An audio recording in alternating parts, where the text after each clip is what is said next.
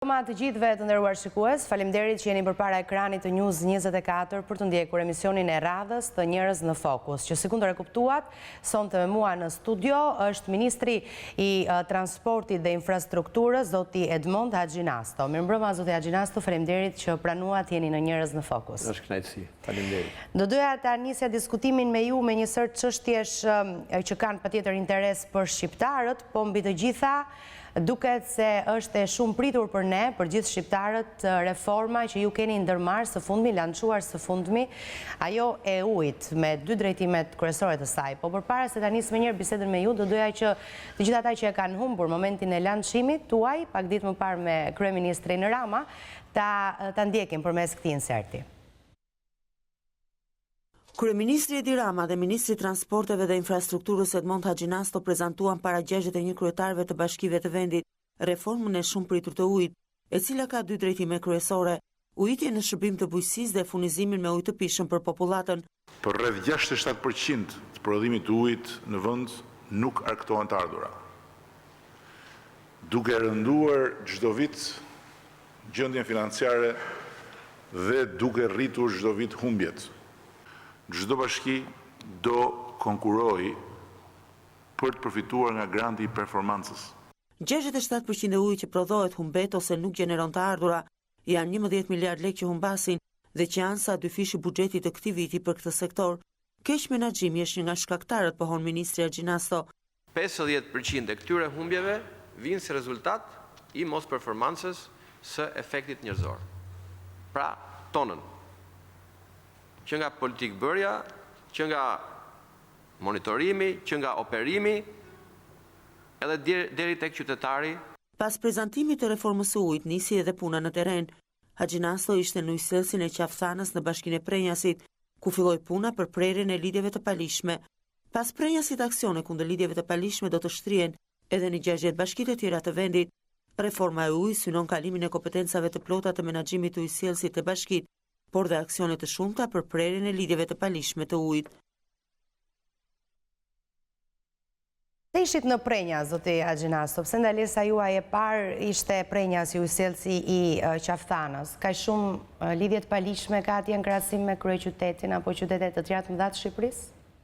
Në fakt, unë isha për inspektim në të gjitha të zonë, duke filluar me rrugën Qukës Qaflloç, me landfillin e Maliqit dhe pastaj ndalova edhe në Prenjas. Pasi kryetarja e bashkisë më informoi se kishte filluar ndërhyrja për prerjen e lidhjeve të palishme dhe aty kishte një situatë shumë problematike.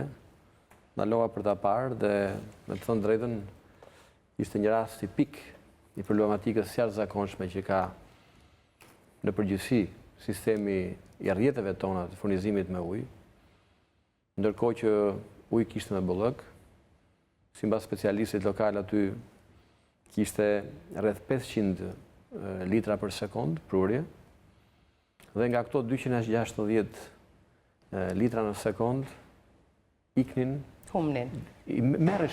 merreshin pikrisht aty, humnin, një pjesë derdhej në qafën e thanës, një pjesë shkonte në lavazhe, dhe ndërkohë banorët e rrajtës dhe të fshatrave aty përreth kanë probleme dhe kanë kohë të kufizuar të furnizimit me ujë. Kjo është diçka e pafalshme. Si ujësjelsi i Qafthanës ka edhe shumë të tjerë në vend. Ju thatë me saksi në atë insertin tuaj që rreth 67% e humbjeve në tërsinë e sistemeve tona humbet. 11 miliard lekë shkojnë dëm. 11 miliard lekë, mund ta imagjinoni, të reja, bëhet fjalë për të reja, në vit. Imagjinoni se çfarë situate do kishin ujësjellësit tanë, në qoftë se do të kthenin qoftë edhe gjysmën e kësaj sasie. Do ta kthenin në vlerë monetare, pra do të kishin mundësi për të investuar më shumë, për të furnizuar më shumë njerëz dhe për të dyfishuar kohën e furnizimit me ujë, që sot është rreth 12 orë. Pra, ka nevojë për një ndërhyrje emergjente. Po pse keni toleruar deri tani këtë situatë, zoti Haxhinasto? Apo sepse nuk keni patur kompetenca të mjaftueshme dhe tani i keni? Kjo situatë nuk është se tolerohet, por sigurisht që mënyra institucionale e trajtimit të problemet është shumë e rëndësishme. Deri para se të fillonte reforma, institucioni që ka qenë përgjegjës krejtësisht, themi, ka qenë Drejtoria e Përgjithshme e Ujësisë Kanalizimeve, me ato mundësi të pakta që kishte për monitorimin e situatës. Ndërkohë që ndonëse ujësielësët, sistemi ujësielës kanalizimeve menaxhohej nga pushteti vendor, përgjegjësia për menaxhimin e tyre siç duhet dhe për sjell tregues performance më të lartë ishte shumë e vogël. Dhe këtu inicioi reforma, këtu filloi reforma, që përgjegjësia të kishte një emër. Përgjegjësia nuk mund të ishte e askujt. Dhe prandaj një nga themi themelet e reformës është pikërisht kjo: llogaridhënia, përgjegjshmëria dhe përgjegjësia direkte. Dhe sipas asaj reforme, sigurisht që autoritetet vendore të zgjedhura kanë një përgjegjësi jashtëzakonisht shumë të madhe për sa i takon mbarvajtjes së punëve në ujësiellës. Po. Furnizimi me ujë është një shërbim i rëndësishëm jetik publik. Dhe çdo kryetar bashkie, kur konkuron politikisht, premton për transportin, premton për pastrimin e qytetit, premton për mirëqenien e njerëzve, sigurisht që furnizimi me ujë është një nga elementët themelor të shërbimeve publike që ofrohen sot. Dhe domosdoshmërisht ai duhet ta ketë këtë në përgjegjësinë e vet. Pra, kur të shkojë atje përpara elektoratit dhe të bëjë konkurimin politik, të thotë që shiko, kjo situatë sot me do përmirësohet brenda kaq kohe, ose pra të lidhi performancën e vet politike me performancën edhe në këtë shërbim jetik që siç është për qytetarët, furnizimi me ujë, por dhe me kanalizime, sepse ne nganjëherë e harrojmë. Janë dy drejtimet kryesore të reformës. E harrojmë, domethënë që ka dhe një dimension tjetër, që është dimensioni i trajtimit të ujrave të përdorura. Po, para se të kalojmë te kjo, te drejtimi i dytë, folët për kompetencat që do të ketë tashmë pushteti lokal, po ndërkohë a mund të na specifikoni dhe kompetencat e Ministrisë së Transportit në këtë drejtim? Po, patjetër. Ministria sigurisht është politikë bërëse. Ministria nuk merret me aspekte operative të sistemit. Do të forcohet politikë bërja në ministri. Ka një vetë këtë reformë e ka iniciuar ministria në fakt, duke pasur parasysh situatën tepër problematike që ka sistemi i ujësisë kanalizimeve. Kështu që ky kapacitet do të forcohet edhe në ministri. Do të forcohet gjithashtu kapaciteti monitorues se si po shkon reforma. Llogari vënës? Do të ketë, po patjetër. Pra, ministria do të kërkojë llogari nga pushteti lokal apo jo? Ne do të kërkojmë llogari tek Drejtoria e Përgjithshme e Ujësisë Kanalizimeve, e cila do të transformohet në Agjenci Kombëtare të Ujësisë Kanalizimeve. Sigurisht që ne do ta monitorojmë atë. Sigurisht ne do të monitorojmë edhe performancën e pushtetit vendor. Sigurisht do të monitorojmë mbi bazën e një seti shumë të rëndësishëm, mbi bazë të dhëna shumë e rëndësishme, shumë e elaboruar, shumë e detajuar, edhe performancën e secilit nga ujësiellësat në Shqipëri. Dhe sigurisht që do ndërhyjmë me masa të caktuara ligjore, nënligjore, me urdhra të ndryshme me qëllim që të përmirësojmë gjithçka që është e nevojshme për të përmirësuar. Është e rëndësishme për të theksuar që një nga risitë e reformës është se do të ketë kontratë performance. Pra, gjithë kjo reformë do të bazohet, ose më mirë të themi, operimi i ri i ujësisë kanalizimeve do të jetë mbi bazën e kontratave të performancës, që do të thotë që do të bëhet një kontratë midis dy lloj kontratash midis tre palëve. Së pari midis pushtetit vendor dhe atyre që do punojnë në ujësisë kanalizime. Dhe do t'ju thuhet që ju vërtet po punësoni, por brenda kësaj periudhe ju keni objektiv për të arritur këto gjëra. Dhe pastaj do të ketë një kontratë midis pushtetit vendor edhe qeverisjes qendrore, sepse janë shumë përgjegjësi që qeverisja qendrore i ushtron në forma të ndryshme, një nga ato është aspekti i investimeve, për shembull. Pra, ajo shoqëri që do arrit gjitha objektivat, do performojë më mirë, do të marrë më shumë fonde nga qeveria, më të mëdha për të performuar akoma më tepër. Sigurisht që objektivat që do ketë çdo ujësiellës, çdo ndërmarrje ose më mirë të themi çdo shoqëri, sepse tani ato do veprojnë mbi bazën e logjikës të shoqërive.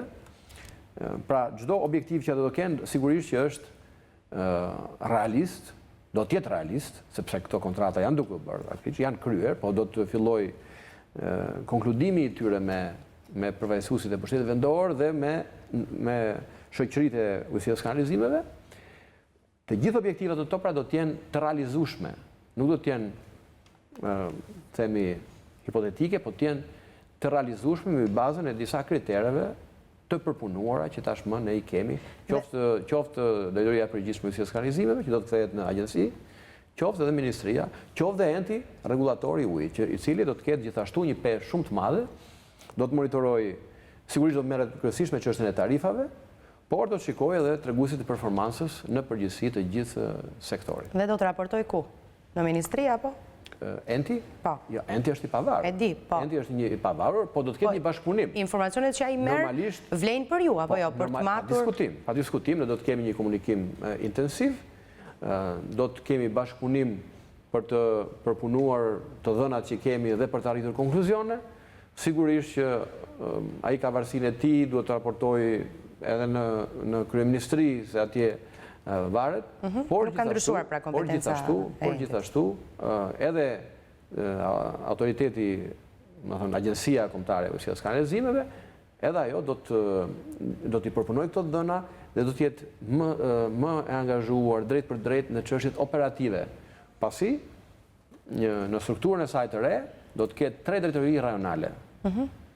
Drejtoritë rajonale që do të mbulojnë secila nga 2 basene nga 6 që ka vendi, dhe të gjithë ujësielësit që janë brenda 2 baseneve të themit një rajoni, do të monitorohen në mënyrë më të detajuar, do shikohet performanca, do shikohet se si realizohen dhe investimet, dhe është shumë e rëndësishme për të thënë këtu që realizimi i investimeve nuk do të jetë subjektiv, nuk do të jetë mbi bazën e ngjyrimeve politike, që kjo zonë është kështu. Por do të jetë mbi bazën e performancës. Mbi bazën e performancës një, dhe e dyta mbi bazën e një master plani që është realizuar, një investim shumë serioz i partnerëve tanë ndërkombëtar, nga KFV-ja është investuar, pra nga qeveria gjermane kryesisht, master plani i cili ka përcaktuar kriteret e sakta se si duhet prioritizuar një investim në Ujësisë së Kanalizimeve. Janë një set kriteresh, kryesisht, po Korça është një nga rastet, sepse është... I suksesshëm me ndërhyrjen e gjermanëve. është i suksesshëm, por tani në master plan kemi edhe metodologjinë për gjithë zonat e tjera, ku kryesisht vendosen densiteti i popullsisë, nevoja për ujë, vendodhja, e shumë faktorë të tjerë që nuk ka vëndë. Zoja Gjinasto, ju edhe ju e përmendët edhe në insert e deklaruam, sepse kjo shifra tregon shumë, sikundër edhe ju e cilësuat, pra 67% e ujit që prodhohet humbet dhe 11 miliard lek shkojnë dëm. Ju me anë të kësaj reforme premtoni zhdukjen e humbjeve, ose së paku minimizimin e tyre, nuk e di se në sa përqind, dhe furnizimin me ujë 24 orë për shqiptarët, apo është herët për të folur? Unë këtë nuk mund ta them, sepse shifrat janë një premtim shumë i rëndësishëm kur bëhet.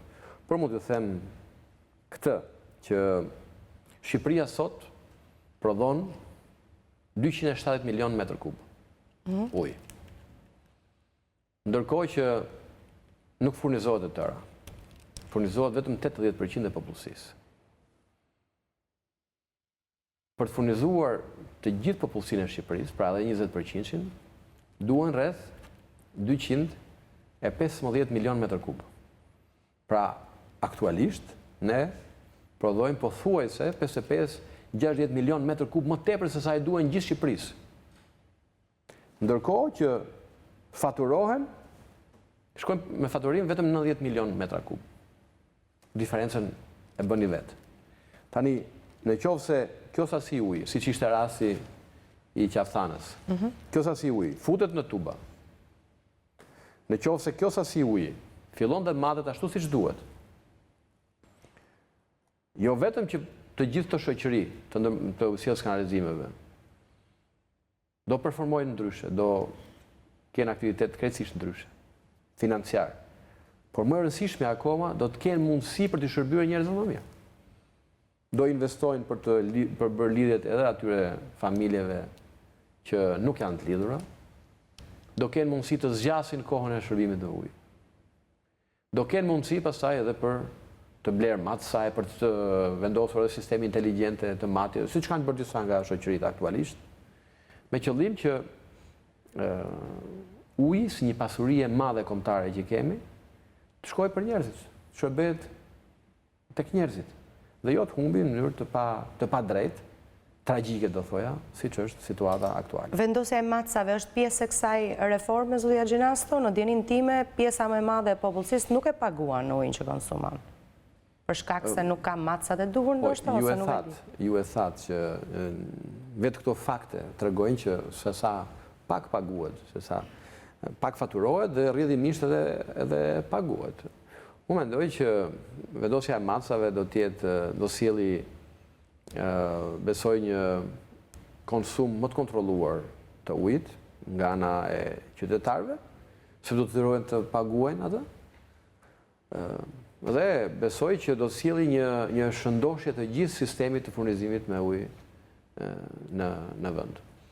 Sigurisht kjo do të ndihmojë për të bërë një sistem tarifimi shumë më të detajuar dhe shumë më të drejtë, bazuar mbi konsumin e ujit, sepse nga mungesa matësave sot jemi detyruar, dhe më thënë shoqëritë janë të detyruara, ndërmarrjet janë të detyruara, që të faturojnë afërfe, mbi bazën e një norme konsumi që është e miratuar aktualisht, që është rreth 20 litra për person në ditë.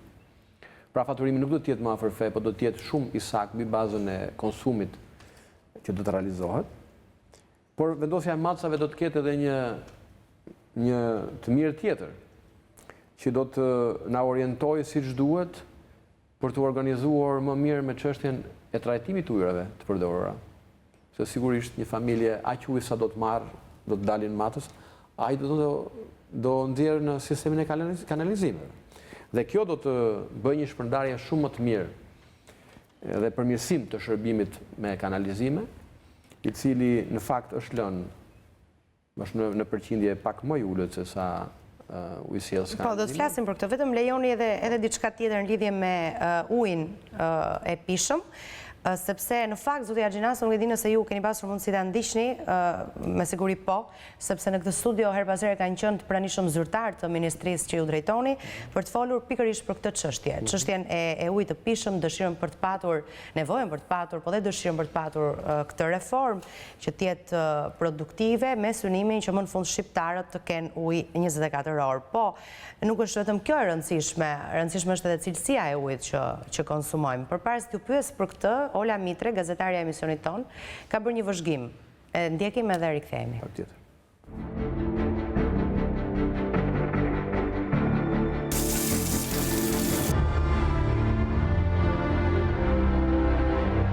Çdo muaj familja e tij shpenzon rreth 30.000 lekë të vjetra për të blerë ujin që pi. Kjo pasi furnizimi nga ujësjellësi nuk mundsohet gjatë 24 orëve, ndaj pallati ka të ndërtuara depozita, ujë të cilave nuk rekomandohet për të konsumuar.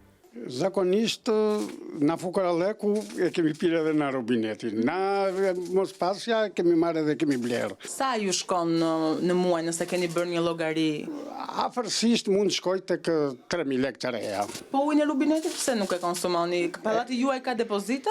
Ka depozita, por nuk kemi shumë të sigurt, se nuk kanë pastrim. Depozitat brenda janë me ujë, me dhera, me pisleqe. Se ky ujë që vjen në selita, që gjoja që vjen në selita tek neve, vjen dhe futet në depozita dhe kthehet në robinet. Në robinet kthehet i pist. Ka patur raste kur uji i robinetit ka patur erë ose ngjyrë? Edhe ka pasur. Edhe të tilla raste kemi pasur. Por shumë rrallë. Po, për të gatuar, përdorni ujin e robinetit? Vëllai për gjellat këto ujrat kemi përdorur, këto të blerat. Sipas pensionistit, duhet të merren masa në mënyrë që të garantohet siguria e ujit të robinetit. Do donit që uji i robinetit të ishte i pishëm dhe ju mos paguanit kosto shtesë për ujin e blerë? Sa mirë do ishte. Mes kostos së lartë mujore dhe rrezikut për të konsumuar ujë robineti, shumë prej familjeve në kryeqytet preferojnë ta blejnë ujin që pinë e gatuajnë. Edhe blejmë. Pse e blini? Ka që dhe, më në. Dhe, ka dhe. Në çfarë zone jetoni? shkollës. Sa ju kushton në muaj uji që blini? Sa kushton është? Asë kemi thënë pazar, kemi më lëvejnë shumë. Do doni që uji i rubinetit të pijen në mënyrë që të mos shpenzonit për të blerë? Kush nuk do donte? Kush nuk do donte?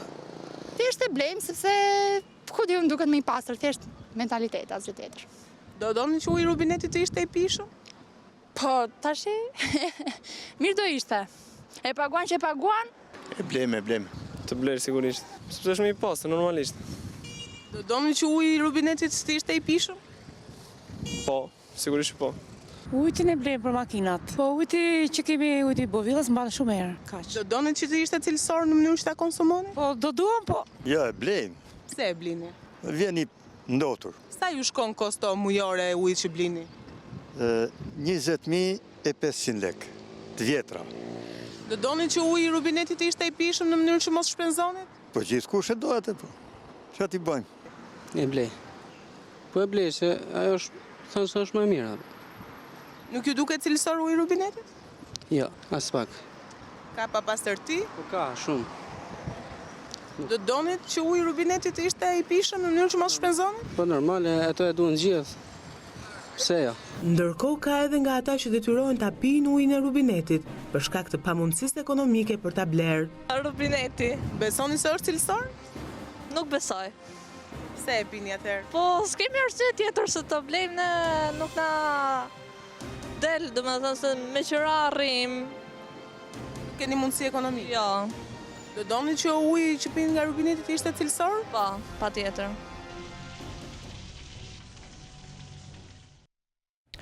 Pra këto janë ankesat e qytetarëve, vazhdojnë të jenë të tilla edhe sot, zoti ministër, edhe atëherë kur ne kemi trajtuar të njëjtën problematik.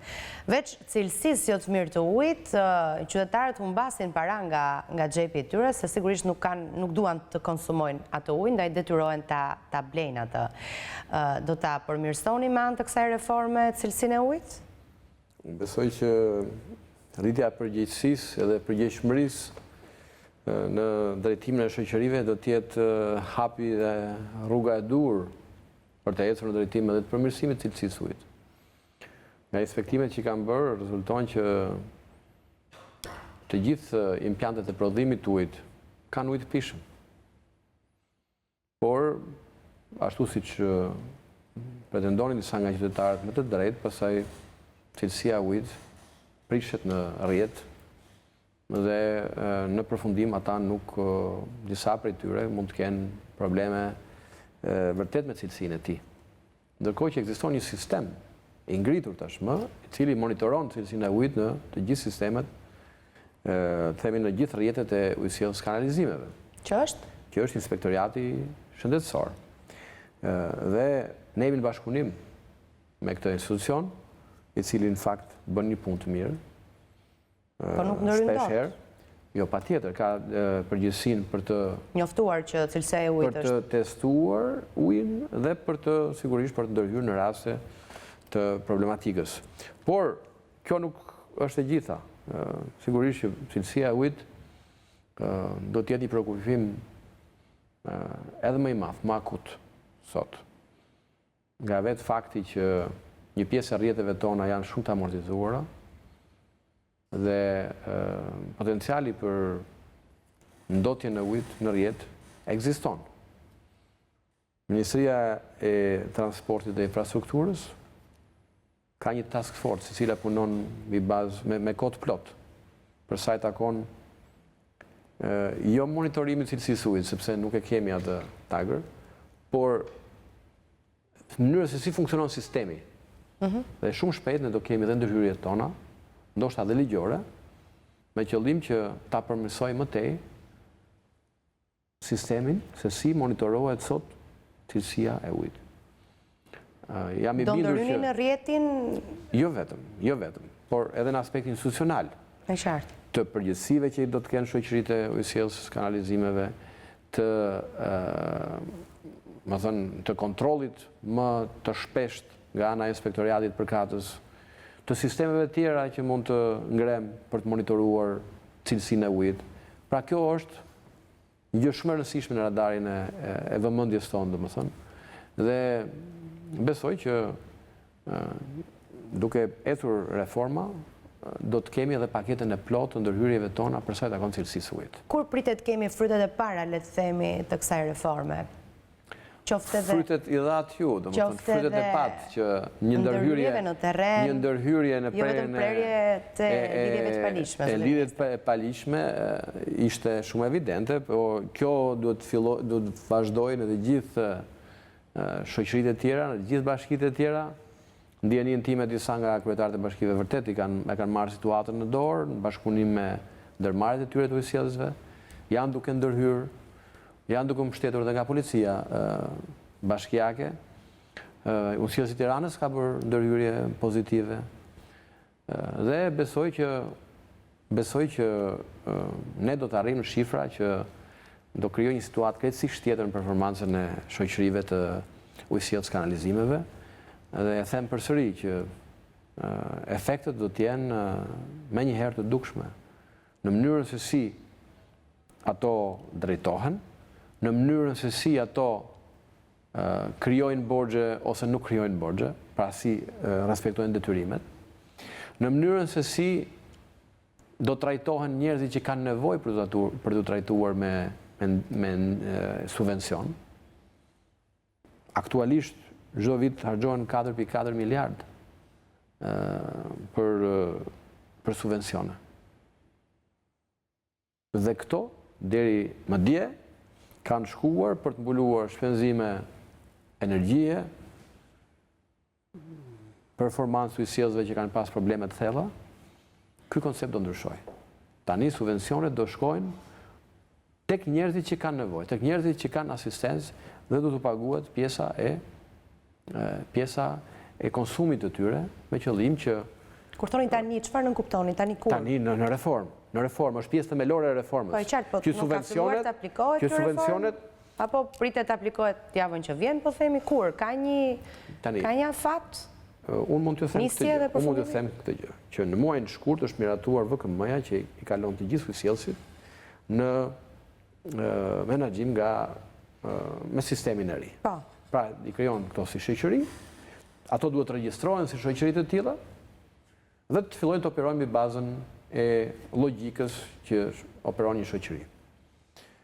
Ndërkohë, Ministria së bashku me konsulencë të huaj ka përgatitur udhëzuesin e detajuar për të gjithë veprimet që duhet të kryen nga këto shoqëri për të performuar sipas modelit të ri. Ky udhëzues është konsultuar me to, janë bërë 4 takime të mëdha me të gjithë kryetarët e bashkive dhe drejtuesit e ujësjellës kanalizimeve, janë informuar me thelbin e reformës, kanë dhënë mendime përkatëse, janë marrë në konsiderat disa prej tyre, se kanë qenë racionale, dhe tashmë është ky dokument të cilin ne do ta printojmë së shpejti, do t'ja japim në dorë të gjithë të 61 shoqërive të ujësjellës kanalizimeve, pra çdo bashki ka një shoqëri, sigurisht edhe kryetarët e bashkive, dhe ata brenda këtij viti duhet të operojnë me sistemin e ri. Sigurisht pjesa tranzitore nga një formë në formën tjetër nuk mund të bëhet brenda një dite, sepse kanë specifika, por është lënë një periudhë tranzitore, disa mujore, që të kalohet në sistemin e ri. Dhe unë jam shumë optimist që me këtë zell të themi që kanë filluar punën disa nga kryetarët e bashkive dhe disa nga drejtuesit e ujësjellës e ndërmarrjeve, e shoqërive më mirë të themi, më saktë, besoj që rezultatet do të jenë shumë shpejt të ndjeshme. Po për qytetarët do të jenë të ndjeshme pak më vonë. Duhet të ringren veten këto shoqëri që janë ankuar gjithmonë se nuk kanë pasur para, se nuk kanë pasur infrastrukturën e duhur, se nuk kanë pasur asgjë për të mirë funksionuar, dhe pastaj frytet do t'i ndjejnë qytetarët në aspektin e cilësisë dhe pasjes ujit të duhur të pishëm. Nëse marrim një shembull, se po i referohemi shumë shpesh, por vërtet është një shembull tipik ujësjellësit të Qaftanës, nëse më shumë se gjysma e sasisë shkonte dhe derdhej kot, apo shkonte në përlavazhe, apo ato shatrivanet që mund të shikoni ju zorët e ngritura për pjetë që kujtoje se jenë në një vend me shumë shatrivane, imagjino tani këtë sasi uji ta fusësh në rrjet edhe kjo t'i shkojë qytetarëve.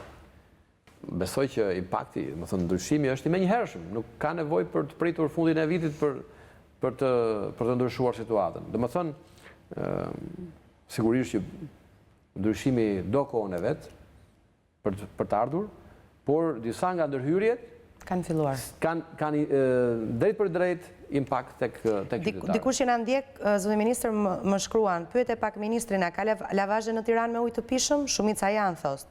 Jam një punonjës si UKT-s, unë që po shkruaj.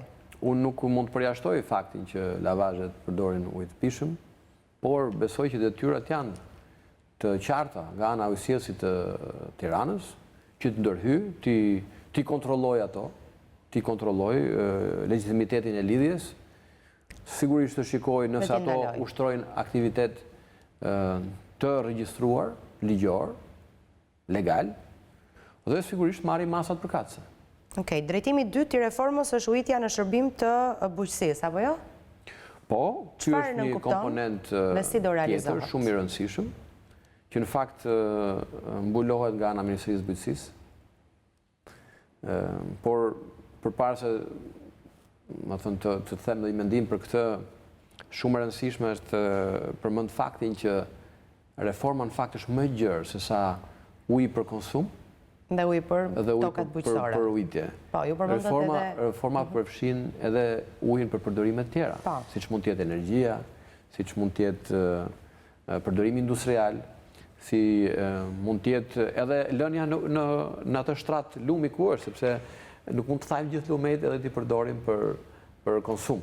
Kështu që mirë, po, për këto 2 drejtime kryesore gjithmonë ka patur ankesa edhe... Absolutisht, edhe sigurisht që reforma do të sjellë një situatë krejtësisht tjetër. Mendoj se themelore në këtë gjë është që ne të kemi një përqasje të integruar ndaj ujit, si një pasuri e madhe kombëtare. Shqipëria vërtet ka shumë ujë, si themi noton mbi ujë, por fakti është që uji nuk është menaxhuar si duhet. Nuk është menaxhuar me nekorçillëk, me qëllim që të sjelli vlera të mëdha, të cilat janë shumë të rëndësishme për cilësinë e jetës qytetarëve. Kështu që në të gjitha aspektet që unë thash, do të ketë këtë përqasje, do të ketë përqasjen integruar. Ndërhyrja për sa i takon sektorit bujqësisë, jam i bindur që u paraqit atë ditë që ju kishit bërë insertin edhe nga ministri Panariti, por pikërisht edhe kjo do të jetë tepër e kontrolluar, me një plan, me një vizion shumë të qartë, me qëllim që... Po, si do shkoj uji aty? Do hiqet nga ne për ta bërë çik më të thjeshtë. Pra, nga konsumi i përditshëm i qytetarëve, do hiqet një sazi uji për shkuar për toka bujqësore apo si? Absolutisht, është një sistem si do organizohet? Sigurisht që do bëhet mbi bazën e kritereve, ndarja ose përdorimi integruar i ujit për të gjitha qëllimet do të bëhet mbi bazën e kritereve të qarta. Ne tashmë dimë se sa ujë ka nevojë për sistemin e ujësisë kanalizimeve. Ne dimë se sa ujë ka nevojë ose cilat janë kërkesat për përdorim për energji. Ne dimë gjithashtu se sa janë kërkesat për edhe kapacitetet për të administruar ujin për përdorim bujqësor, për vaditje. Dhe ka një institucion i cili do të merret në mënyrë specifike me këto ndarje, mbi bazën e kërkesës dhe mbi bazën e mundësive që ka. Sigurisht i prioritet gjithmonë merr furnizimi i qytetarëve, sepse është një shërbim jetik që ofrohet atyre. Po kaq jetik është edhe bujqësia, po si pa vaditje nuk ka edhe bujqësi. Pra, më rëndësishme është kjo përqasje e re që kemi, që mos bëjmë gabimet që janë bërë të kaluarën, që i tërë burimi ose i tërë proji ka shkuar në hidrocentral, ndërkohë që mund të jetë cënuar shumë vaditja apo përdorimi për ujë. Për ujët e ndotura, që është një pjesë shumë e rëndësishme e reformës tonë, duhet ringritur si sistem, pavarësisht se janë bërë investime shumë të rëndësishme deri më sot, investimet vazhdojnë në fakt. Impjanti i trajtimit të ujërave për Tiranën me kapacitet 342.000 banor është në punë e sipër. Kemi një impjant të përfunduar në Velipoj të Shkodrës, për gjithë zonën e Shkodrës dhe nën Shkodrës. Kemi sisteme tjera që janë në proces në Vlorë, gjithashtu në Sarand, dhe sigurisht që është e nevojshme që këto projekte të përfundojnë, është e rëndësishme që të vazhdojmë me investimet tilla në këtë fushë, sepse kanë qenë, siç e thash në fillim, kanë qenë pak të diskriminuara në thonjza. Nëse dy janë investuar në ujësjellës dhe është e drejtë se njerëzit s'mund të jetojnë pa ujë, një është si raporte, është investuar në sistemet e trajtimit të ujrave. Duhet të ketë një balans, se për çdo sasi, njësi ujit përdorur, duhet të kemi po aq mundësi për ta trajtuar, në qoftë se do të jemi miqësor me mjedisin, dhe në qoftë se jemi miqësor me potencialet e mëdha turistike që ka vendi. Pra edhe këtu ka nevojë për një reformë totale, ka nevojë për një reformë në sistemin e tarifimit, pasi edhe tarifimi është shumë i rëndësishëm për të vendosur balancat e duhura midis të dy nën sektorëve të themi të ujësjelljes kanalizimeve, me qëllim që edhe ne të arrijmë një standard më të lartë se kemi sot sigurisht në përdorimin e ujit, por dhe në trajtimin e tij. Okej. Do të flasim pas pak për reformën në transportin ndërqytetas, një tjetër reformë e rëndësishme, por do të na duhet të shkojmë në një hapësirë publicitare. Kthehemi sërish pas pak.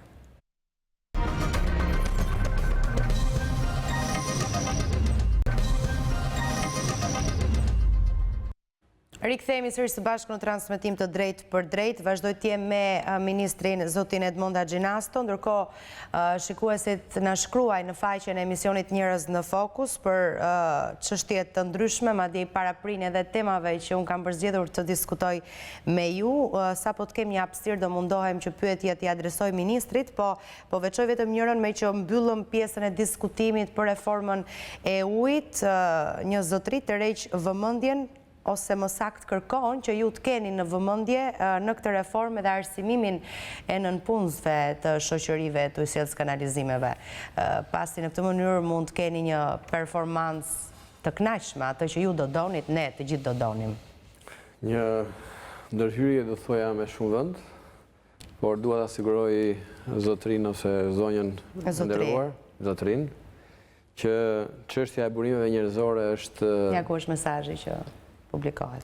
Shumë mirë, paska dhe imazhin e paska shumë interesant të adresës e tij, të account-it të tij. Por besoj që ai ka qelluar në shenjë. Çështja e cilësisë së burimeve njerëzore është absolutisht shumë themelore në gjithë reformën. Nga një vlerësim që kemi bërë, rreth 40% e humbjeve vijnë si rezultat i faktorit njerëzor, pra mos menaxhimit të mirë. Rreth 40% e humbjeve vijnë si rezultat i mos performancës së mirë të faktorit njerëzor. Sigurisht që kontrata me bazë performance ka pikërisht të në thelb, që kushdo që do punojë në këto ndërmarrje, të punojë me bazën një kontrate, me bazën e objektivave që duhet të arrijë në punën e tij. Jo vetëm kaq, por pjesë shumë themelore e reformës, dhe për këtë duhet falenderoj edhe USAID-in, e cila së bashku me Ministrinë e Transporteve ka konceptuar një program trajnimi dhe kualifikimi për të gjithë punojësit e shoqërive të ujësjelljes kanalizimeve. Ky program do të jetë i detyrueshëm, do të ketë një certifikim për punojësit. Dhe fillon kur? Ky tashmë ka filluar. Ka filluar. Dhe brenda një periudhe 2 deri në 3 vjeçare të gjithë punojësit e shoqërive të ujësjelljes kanalizimeve duhet të trajnohen dhe të certifikohen.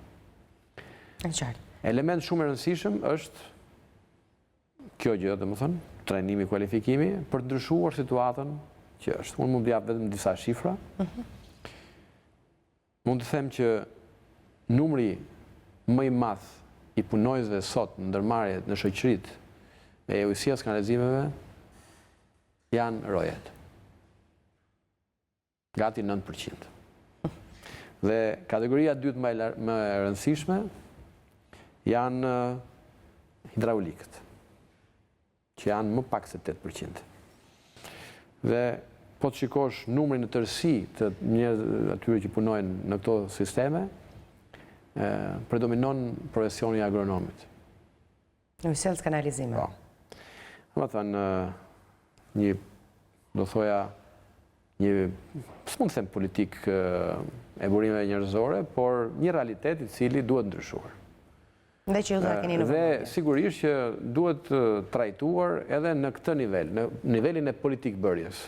Dhe ne prandaj kemi ndërhyrë, prandaj kemi arritur që të bëjmë edhe marrëveshjen me USAID-in, edhe me shoqatat që bëjnë trajnimin dhe kualifikimin, pasi ne e pam sistemin në tërësinë e tij. Është shumë e vështirë që të bësh politika të tilla të burimeve njerëzore kur I shef të fragmentuara shoqëritë e vësjellësve, por kur I shikon se sa problem të madh ka tërësia e burimeve njerëzore që janë të angazhuara në sistemin e vësjelljes kanalizimeve, sigurisht pastaj duhesh të ndërhyr sepse nuk mund të lejosh një situatë të tillë. Por vërejtja e zotërisë është absolutisht shumë e saktë. Do doja të kalunim tek një tjetër reformë e rëndësishme, siç është ajo e transportit ndërqytetas. Nëse nuk gabohem, në fillim të vitit, diku nga fundi I janarit, teksa keni prezantuar pikërisht reformën e transportit ndërqytetas në Komisionin e Integrimit, nëse nuk gabohem, keni deklaruar se kjo do të jetë reforma më e thellë që është bërë ndonjëherë, që do të sjellë përgjysmimin e linjave, sepse janë mbi nevojën e vendit. Keni deklaruar se kapaciteti I autobusëve është 62%, pra janë, keni thënë ju, 1058 autobus në sistem të regjistruar dhe prej tyre punojnë 810. Çfarë ka ndryshuar deri më tani? Në këto 3 muaj, kjo reformë është aplikuar në këto 3 muaj apo jo?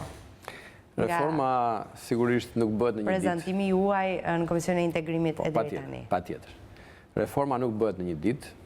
Veçanërisht kjo reformë, e cila, ose më mirë ndërhyrja në cilën, ose veprimet e cilën, kondicionojnë direkt shërbimin që I ofrohet qytetarëve. Për ne e rëndësishme është pikërisht cilësia e këtij shërbimi.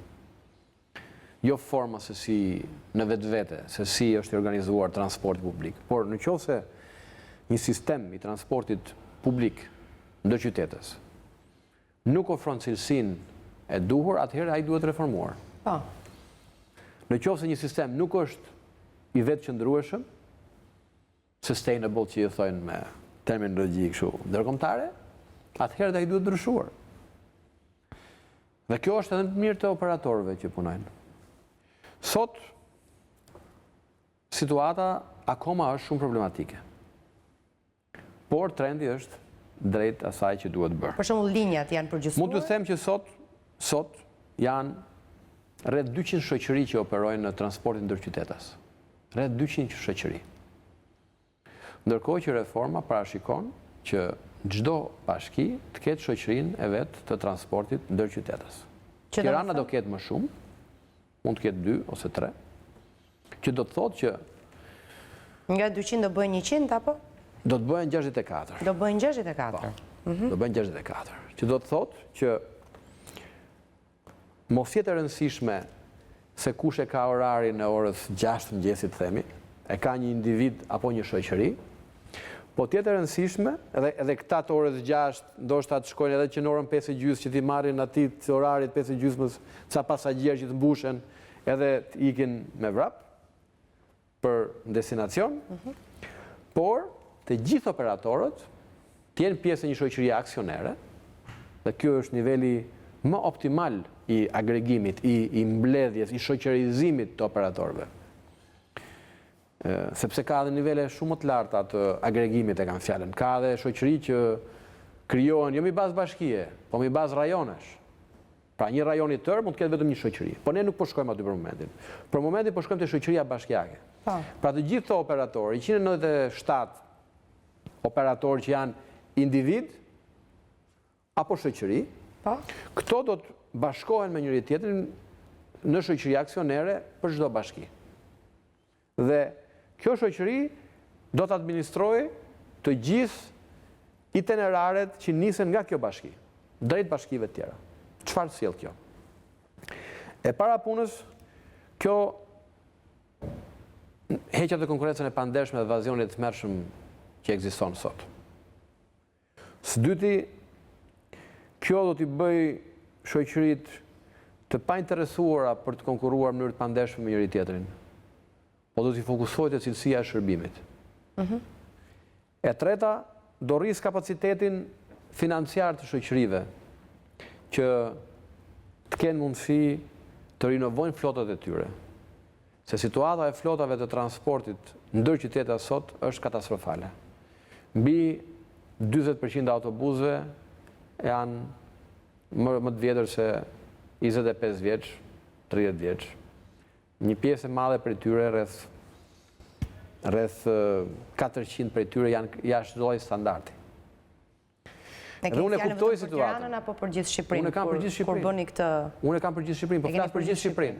Po flas për gjithë Shqipërinë. Për ta qartësuar për publikun. Po patjetër, patjetër. Nga këto 200 shoqëri do mbeten 64, thatë ju. Po.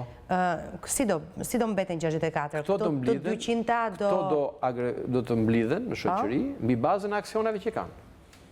Sot një shoqëri ka, po themi, ose një individ, ka 2 autobus, ka një licencë. Sa i punon sot, apo jo?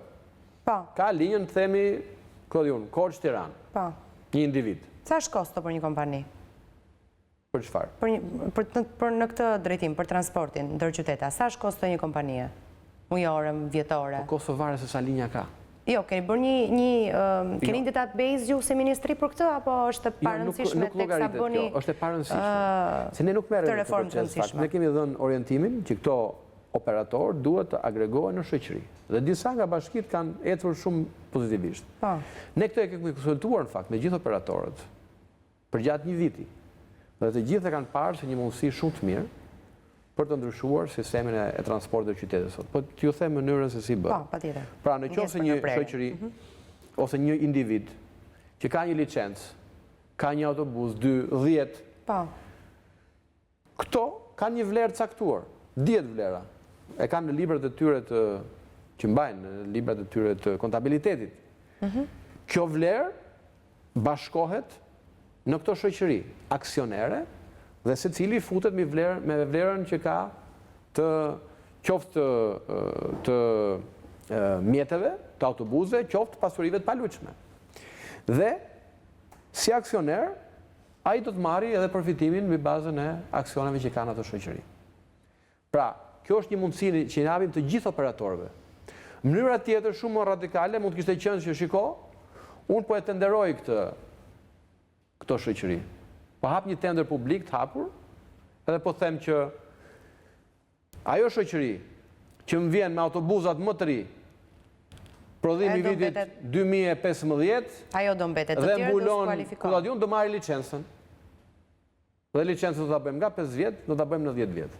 Me qëllim që këto shoqëri, kur të fillojnë detyrimin për rinovimin e flotës, të kenë dhe kohën e mjaftueshme për t'ju kthyer investimin. Se 5 vjet është kohë shumë e shkurtër. 5 vjet është një periudhë optimale për kthimin e investimit, por këtu duke pasur parasysh që njerëzit duan të fitojnë, do ta zgjasim kohën e licencës. Pra ata të jenë të qetë nga ky aspekt, që nuk do të hiqet licenca mas 5 vjetëve, por të programojnë punën e tyre, të bëjnë investimet kapitale për rinovimin e flotës, edhe të fokusohen pastaj edhe tek performanca dhe tek shërbimi ndaj qytetarëve. Pra, kjo do të ishte një mënyrë radikale, që të thonim që ankand, do të ishte ndershme edhe kjo. Por jo, ne thamë që të gjithë ju operatorë që jeni aktualisht në treg, ju gjeni gjuhën dhe futuni me aksionet që keni. Pa nuk nxjerrim asnjëri nga tregu. E di kush do dalin nga tregu, do dalin dembelët edhe ata që kanë marrë një licencë, edhe ja kanë shitur dikujt tjetër i cili kanë filluar sherret me spalve për tyrë. Nuk jam dieni për këtë gjë, por kjo mënyrë si e kemi vendosur është për të favorizuar, është shumë e ndershme, është e drejtë dhe favorizon ato njerëz që janë punëtorë. Jo ata që kanë marrë një licencë me mënyrat e tyre dhe e kanë dhënë dhe marrin përfitime si me fajde nga kjo licencë, por ata që vërtet e kanë biznesin e jetës tyre, edhe këtë do ta respektojnë deri në fund. Se edhe ata janë qytetarë shqiptar, edhe ata duhen respektuar deri në fund. Kështu që ky do të jetë koncepti i ndryshimit. Tani çfarë sjell kjo? Kjo do fillojë në janar të vitit. Në janar fillon. Po, në janar të vitit 2017 do të fillojë sipas linjave të reja. Ne kemi bërë një rivlerësim total mbi bazën e një metode shkencore, e njohur tashmë, e certifikuar tashmë, dhe na ka dalë që duhen hequr mbi 40% të linjave ekzistuese, të cilat kanë mbi vendosje, nuk i shërbejnë qytetarëve, nuk mbulojnë pra territor, nuk i shërbejnë. Keni një database? Absolutisht, patjetër. Sepse kompozimi linjave të reja është bërë duke pasur të dhënat e sakta të çdo bashkie, të çdo linje, të çdo itinerari. Dhe është ribërë gjithë itinerari. Dhe çfarë del tani nga, t'ju jap disa shifra që të krijoni iden më të saktë. Shfrytëzimi i mjeteve nga 62% që ju e thatë me shumë saktësi, e mbani mend ose e keni bazën tuaj dhënave, do shkojë në mbi 80%. 80%. Mbi 80%. Pra nëse autobusi mbushej me 60% të vendeve, tani do të mbushet mbi 80%. Pra e ardhura për çdo autobus do të jetë shumë më e lartë se sa ishte më përpara. Numri i operatorëve, ju e thash, do zbresi në 64. Numri i linjave, nga 588 do zbres në 326. Mi llogaritin e re që ka bërë Ministria. Kilometra që bëhen ditë nga gjithë ky rrjet i madh me këto 580 itinerare, nga 256.000 do shkojnë në 203.000. Numri i autobusëve nga 1.100, që nuk janë gjithë operativ, do shkojnë në 750. Në 750? Po. 810 janë të regjistruar në sistem. Standardet janë 1.100. 800 janë operues, po aq janë regjistruar si... Po, esakt. 1508 në sistem dhe 810 funksionojnë, të tjerët janë kot praktikisht. Po. Konsumi karburantit, shiko se kjo është shumë e rëndësishme. I 102.000 litra harxhohet sot nga gjithë sistemi, do shkojnë në 69.000. Në 69.000. Po kjo nuk është vetëm përfitim. Pra këto shoqëri, po të njëjtat shoqëri, po të njëjtat individ dhe shoqëri që funksionojnë sot, do të harxojnë rreth 30% më pak karburant. Janë dakord shoqëritë zotë Gjenas apo keni asur në kundërshtit e tyre? Po absolutisht po. Tani dhe diçka ju... Përpris se kam edhe një shifër tjetër shumë interesante, se ka edhe interes publik jo. Është çlirimi i gazit CO2. Nga 270 ton, do shkojnë 182. 182? Po. Që do të thotë, imagjinoni sa impakti gati 20-25% qofse e llogarisë mirë, do të reduktohet CO2 që lëshohet sot nga gjithë këto autobusa. Po, se do të kemi dhe përmirësim të...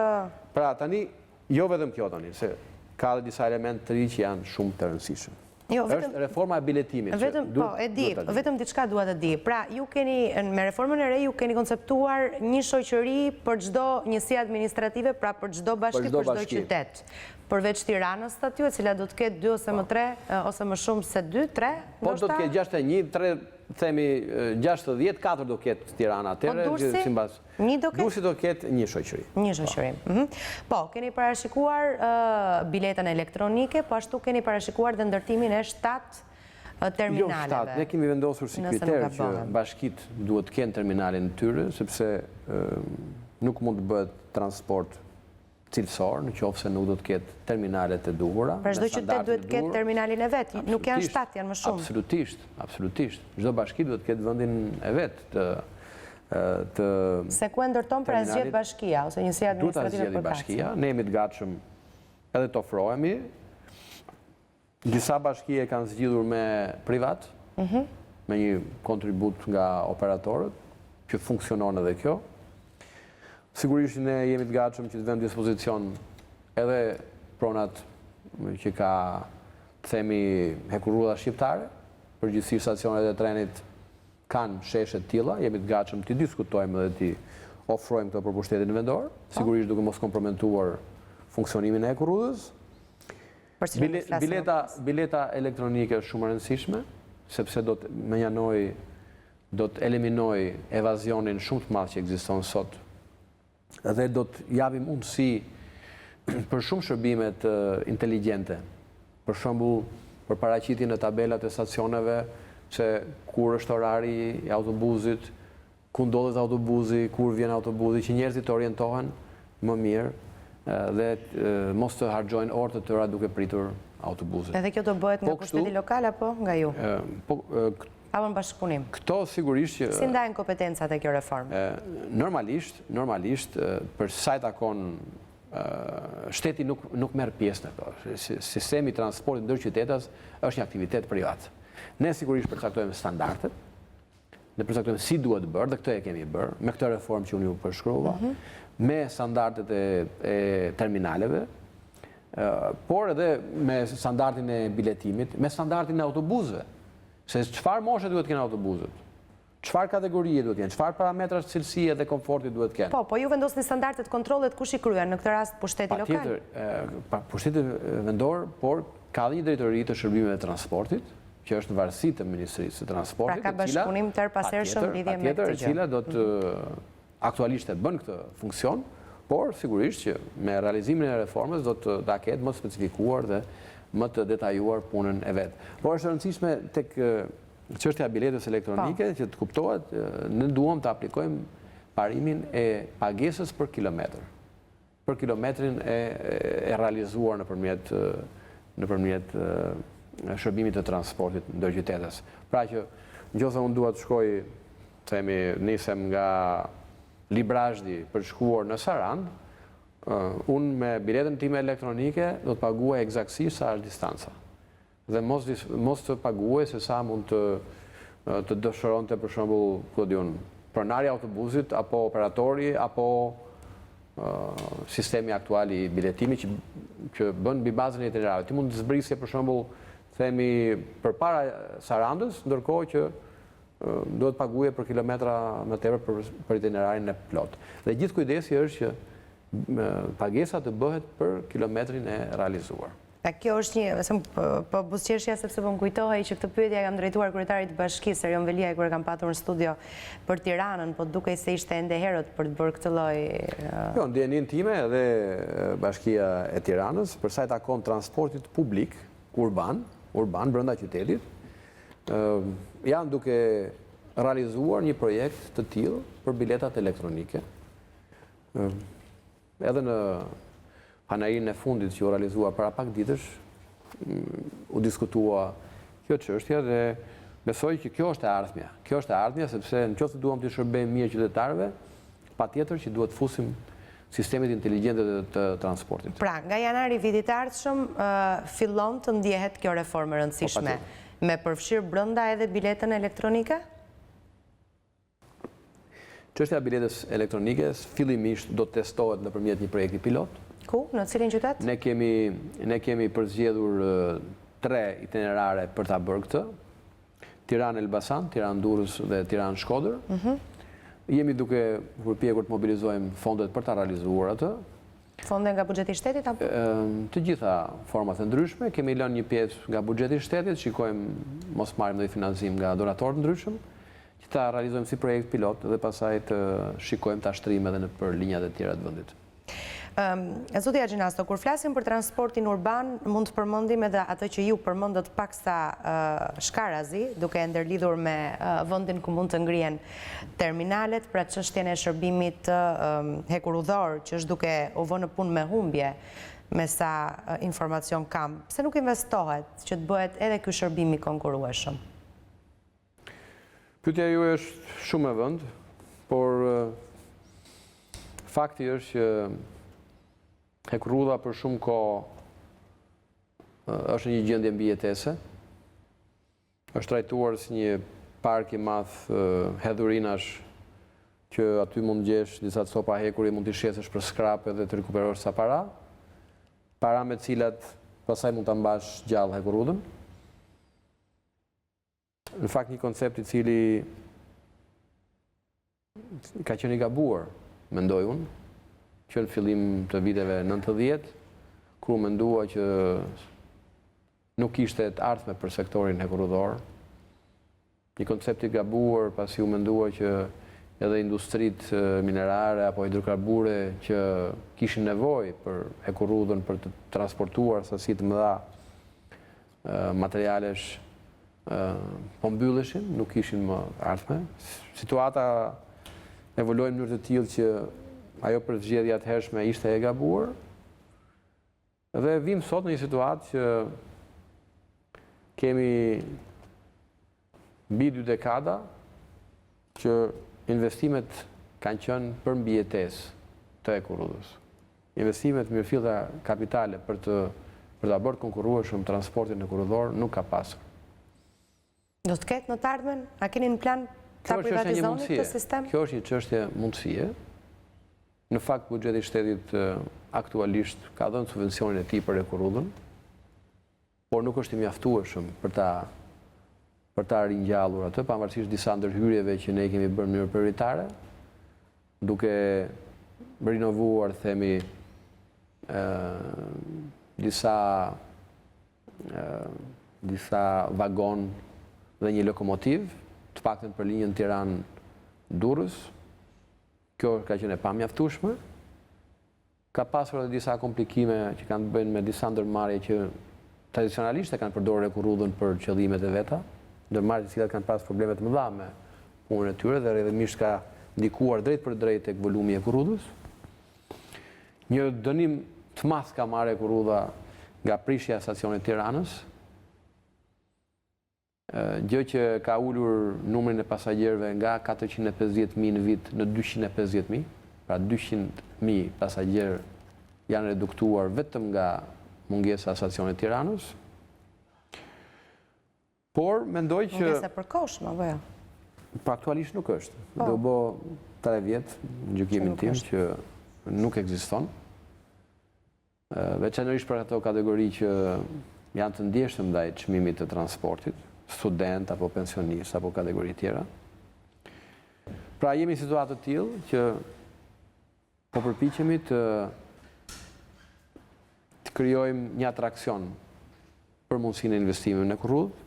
Si, në çfarë mënyrë? Keni plan ta privatizoni sistemin ekurudhor, zotë ministër? Ja, do dalë edhe aty. T'ju them më parë se çfarë po ndodh. Kemi realizuar studimin e detajuar për lidhjen ekurudhore Tiranë-Rinas-Durrës. Kemi marrë një shprehje të interesit nga IBRD-ja, pra nga Bergji, për të investuar në këtë linjë, për të investuar dhe për të ndërtuar këtë linjë.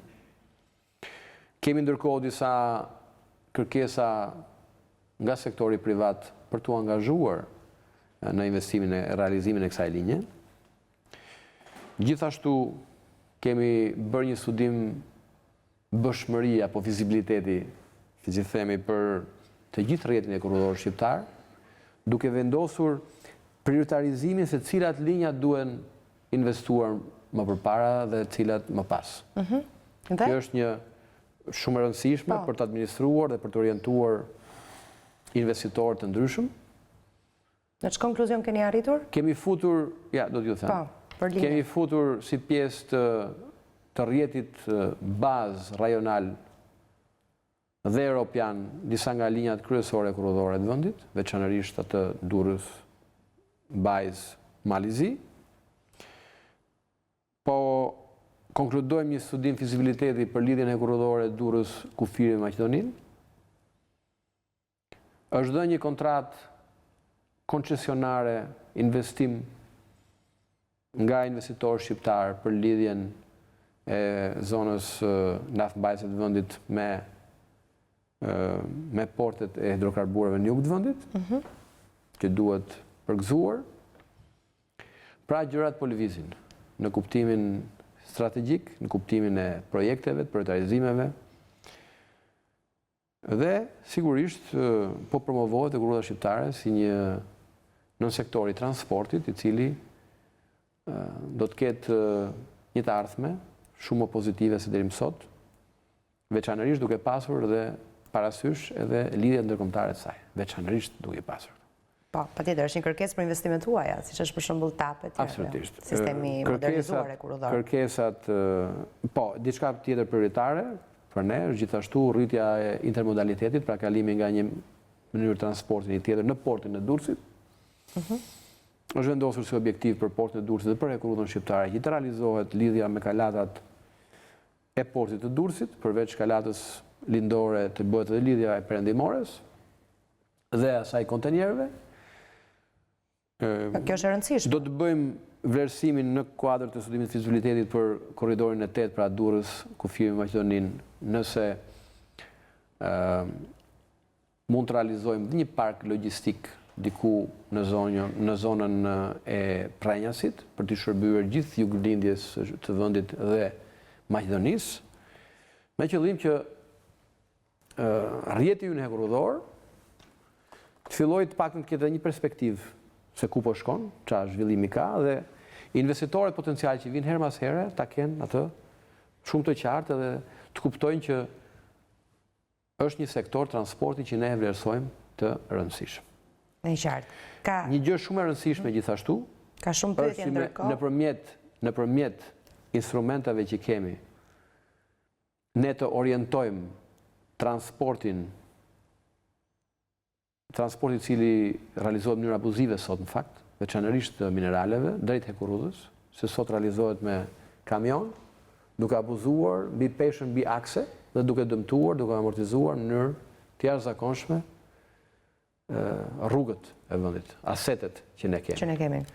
Kështu që edhe këtë do ta realizojmë, pra shumë gjëra janë duke ndryshuar për sa i takon hekurudhës shqiptare. Do të vjen të flasim, po na duhet shkojmë në një hapësirë publicitare, rikthehemi sërish pas pak.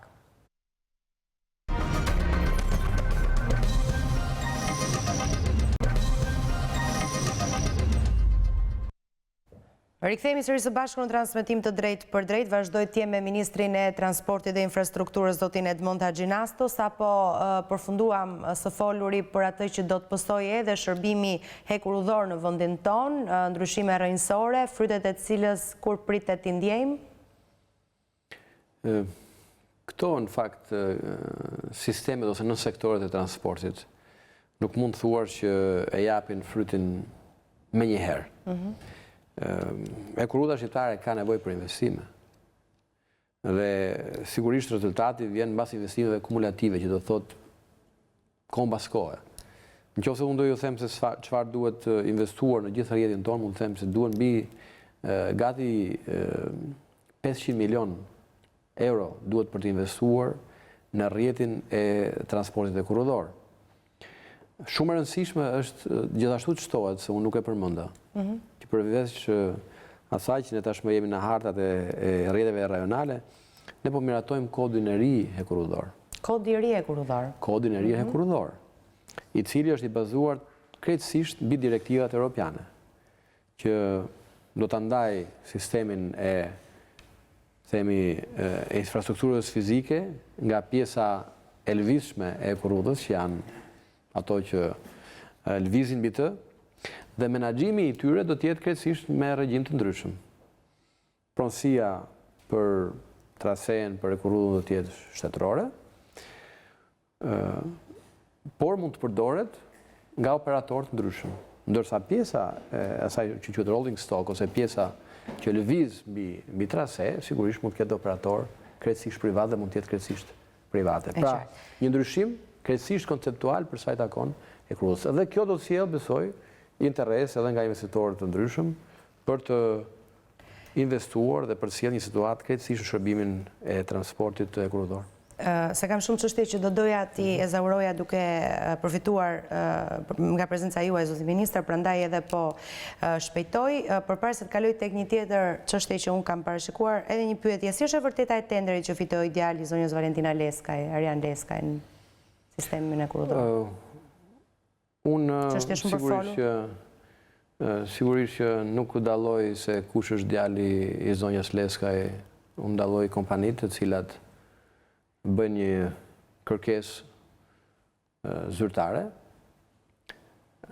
paraqesin gjithë garancitë që kërkohen mbas ligjit shqiptar, tregojnë gatishmëri për të investuar në një segment të shkatruar të hekurudhës shqiptare, paratë e tyre, që po flas për kompani, dhe zut përmend emra, janë disa kompani, nuk është një person me emër të përveçëm, dhe e gjykoj këtë si një nga gjërat mund të mira që mund të ndodhi në Shqipëri, kur kompani shqiptare, e përsëris, kompani shqiptare janë të gatshme të investojnë miliona, të marrin kredi apo ku të diun se çfarë, dhe të sjellin një standard të ri transporti. Të riparojnë ato që ju shpjegova që vjen nga kodi hekur rrudhën fizike, pra gjendjen fizike të traseet dhe të shinave, pra të hekur rrudhës, dhe pastaj këtë hekur rrudhë do kenë të drejta përdorin dhe të tjerët. Kjo është bërë. Kështu që për emrat përveçëm nuk më duket fare e rëndësishme për të folur, përderisa çdo veprim për sa i takon procesit koncesionar është bërë me transparencë të plot, në përputhje të plot me ligjin shqiptar. Kush ka dyshime, është i mirëpritur, të vi, ta shikojë, të kërkojë informacion, është aty, është transparent. Me qartë. Kush ka makina e di shumë mirë se sa i rëndësishëm është edhe servisi për to, edhe vendi ku kryhen këto shërbime ndaj automjetit. Ka një udhëzim të posaçëm që është pjesë e kësaj reforme të rëndësishme, apo jo, nëse nuk gabohem. Ola Mitre sërish ka bërë një vëzhgim, zoti ministër, ju ftoj ta ndjekim edhe rikthehemi. Pavarësisht se ka kaluar më shumë se një muaj nga nxjerrja e udhëzimit të Ministrisë së Transporteve për kriteret që duhet të plotësojnë serviset e automjeteve për të licencuar, subjektet ankohen se askush nuk i ka informuar për ndryshimet. Në këto kushte ata kërkojnë më tepër informacion, në mënyrë që të orientohen si duhet për kushtet që duhet të plotësojnë. Në radhë parë duhet na vi udhëzimin për serviset. Nuk na ka ardhur deri më sot. Me që kemi dëgjuar e me që kemi parë për gazetat. Duhet na sjellin udhëzimin e ri dhe në bazë udhëzimit neve të plotësojmë kushtet e punës edhe të vazhdojmë të punojmë. Me aq sa keni dieni si u duken kushtet e vendosura nga ministria? Me aq sa kemi dieni, përveç gropës, të gjitha këto kushtet që përcakton ajo janë shumë të domosdoshme për të punuar normal në një servis. Gropa nuk është e detyrueshme, jo në të gjitha serviset. Për shembull, në serviset që ka automjete me tonazhe të larta, duhet të jetë gropa. Kurse me këto tonazhe të vogla që punojmë neve, është shumë e mirë ura. I gjen defektet, i riparon defektet dhe në fund fare i jep garancinë shoferit për defektet që bën. Jam informuar vetëm nga media, lexova edhe një ditë gazetën, ka një muaj diçka e tillë. Po ashtu, ata ngrin shqetësimin e mungesës së certifikatave, që në shumë raste pasohet me mosnjohje të zanatit nga punonësit e serviseve. Sipas tyre, çdo kush që është i pajisur me to mban përgjegjësi për punën që bën, dhe edhe autoritetet përkatëse duhet të bëjnë më tepër në këtë drejtim. Ka shumë servise që janë të licencuar, po pa zanatin përkatës me anë të certifikatimit. Në ana ligjore të paktën të jetë me certifikat, se ai që është me certifikat do ka dhe licencën. Ai që ka licencën do mbajtë përgjegjësinë ato mjeti. Çfarë ka sjell kjo mungesë e certifikatit? Në shumë raste sjell ato rregullime që nuk montohen detajet e një mjeti me kushte teknike, po montohet jashtë kushte teknike. E montohen ai, po sa ka jetë gjatësinë, ai nuk e di. Besoj se është mirë që të certifikohen, se bëhet më serioze dhe më profesionale kjo punë. Drejtuesit e serviseve kërkojnë dhe shtim të kontrolleve në drejtim të serviseve të palicencuar, që sipas tyre dëmtojnë të ardhurat për ata që paguajnë rregullisht taksat. Kontrolli duhet të jetë akoma më i rrept. Ka dhe servise që janë palicencuar. Në qoftë se unë një ndërrim vaj e bëj 10.000 lekë, duke futur shpenzimet e punëtorin, e energjinë e të gjitha, ai është pa licencë dhe pa kupon tatimor e bë 5.000 lekë. Mua prish punë. Paketa ligjore e prezantuar nga Ministria e Transporteve në drejtim të licencimit të serviseve vjen në kuadër të luftës kundër informalitetit dhe forcimit të sigurisë në transport. Një element i rëndësishëm i kësaj pakete është vendosja e kritereve për cilësinë dhe kualifikimin e të punësuarve në servise, si dhe garantimi i garancisë për shërbimin. Kush i kontrollon këto servise, nëse janë licencuar apo jo, pas daljes së këtij udhëzimi? Duket se nuk ka shumë informacion për ekzistencën e tij, ndonse pranohet. Së pari të gjithë këto kritere janë online, mund të gjenden lehtësisht dhe janë normalisht duhet të jenë lehtësisht gjetshme edhe në institucionet e tjera ku bëhet licencimi. Ne nuk bëjmë licencim, Ministria e Transporteve nuk bën licencim, kjo duhet të jetë e qartë. Ne kemi përcaktuar kriteret që qendra e licencimit, QKL-ja, duhet të ketë parasysh në momentin e licencimit. Janë dy gjëra të ndryshme. Ne nuk vendosim një kufizim për të punuar si një servis. Po. Ti mund të punosh si mekanik me bazën e licencës profesionale që mund të kesh. Por në qoftë se do të kesh një servis të certifikuar, është ky set kritere që duhet plotësosh. Tani, si duhen motor... Licencën nuk e jep ministria, thoni ju, po kontrollet... Licenca merret kushdo, por tani diferenca do të jetë... Ne do të bëjmë këtë që do të vendosim, ne këtë ju duke përpunuar, ka pa kohë që i kanë dalë të kriteret, pa tjetër, po. Sigurisht, në Shqipëri ka me mira servise, në çdo vend ku të shkosh shikon servise. Sigurisht që për të shkuar deri te certifikimi, ne kemi parashikuar që të ketë edhe një numër se cili servis, do të duhet pak kohë. Kështu që jemi duke përpunuar, ju thash edhe një herë, reformat nuk ndodhin brenda një dite. E rëndësishme është gjithashtu të gjitha të reformat që po diskutojmë sot, nëse e keni vënë re, besoj që po, që ne lëm kohë për operatorë të ndryshëm për të kuptuar reformën dhe për të reaguar ndaj reformës. Ne nuk vendosim ditën 0 dhe themi ja nxorëm urdhrin ne dhe tani zbatojeni shpejt. Jo, i lëm njerëzit përgatiten, të kuptojnë çka kushte duhet vendosin, të investojnë nëse është e nevojshme, të trajnohen, kualifikohen etj. Dhe brenda kohës që ne i kemi lënë, patjetër të sjellin një standard të ri për shërbime për qytetarët. Shumë e rëndësishme të ndodhi kjo, sepse shërbimi i serviseve të automjeteve është diçka që ka të bëjë edhe me jetën e njerëzit. Pikërisht. Ka rëndësi, pavarësisht se ne nganjëherë nuk i japim rëndësinë e duhur, por ka shumë rëndësi, sepse veprimi në mënyrë sipas standardeve, në mënyrë të kualifikuar, dhënia garancive për punimet, se pjesë e reformës, pjesë e urdhrit janë dhe garancitë që duhet t'japë çdo shërbim.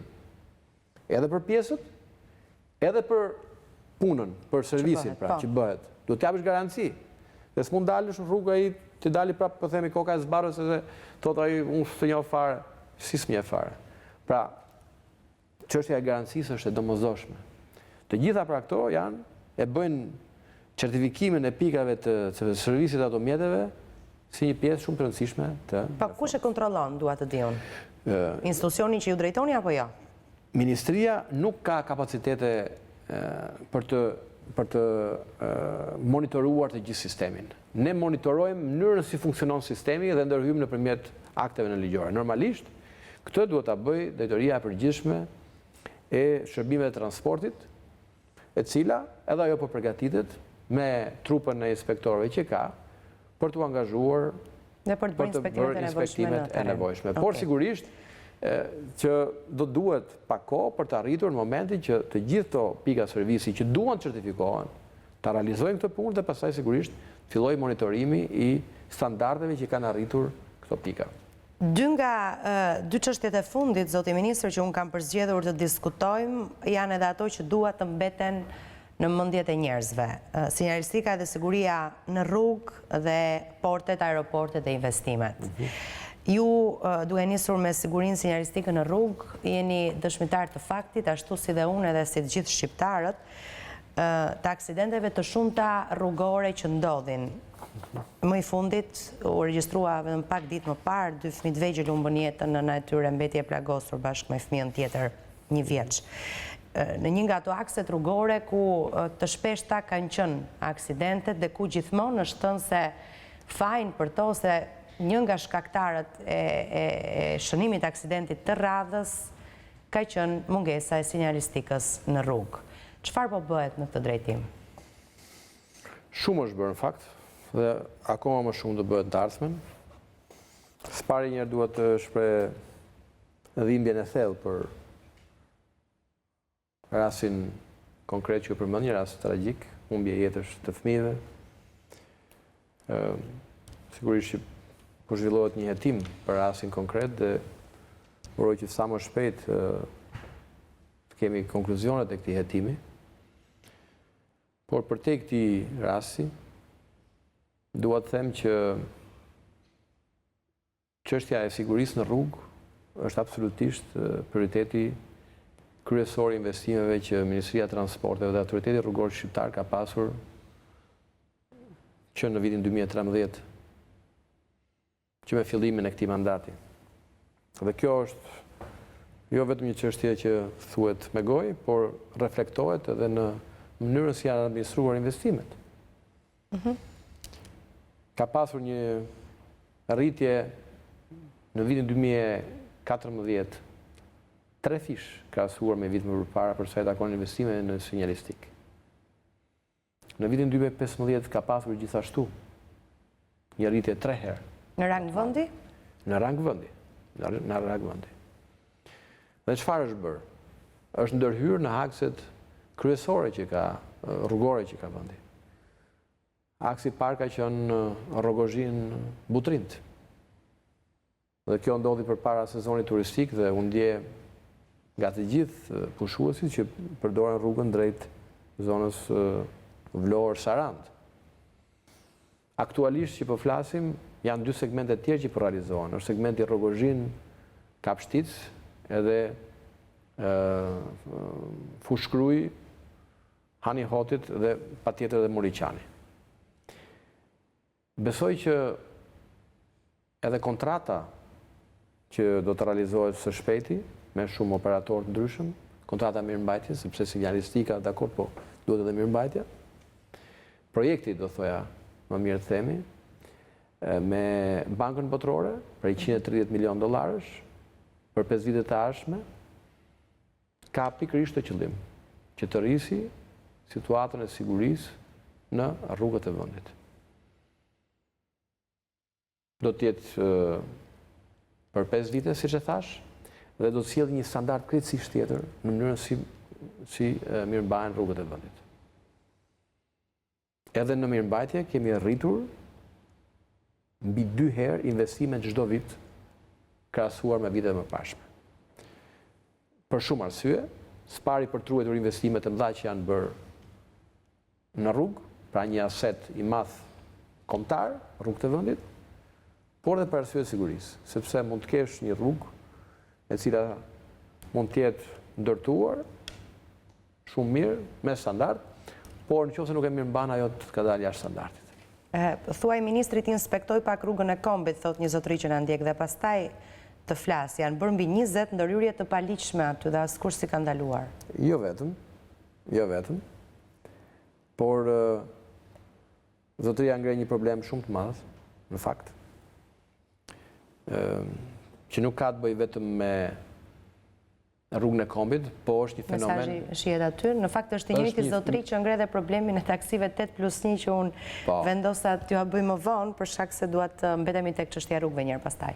Po patjetër, po mendoj që Ministria e Transporteve, drejtoria, më thënë, Autoriteti Rrugor Shqiptar, nëpërmjet drejtorive rajonale, e kanë të pamundur me strukturën aktuale që të monitorojnë të gjitha ndërhyrjet e paligjshme në rrugë.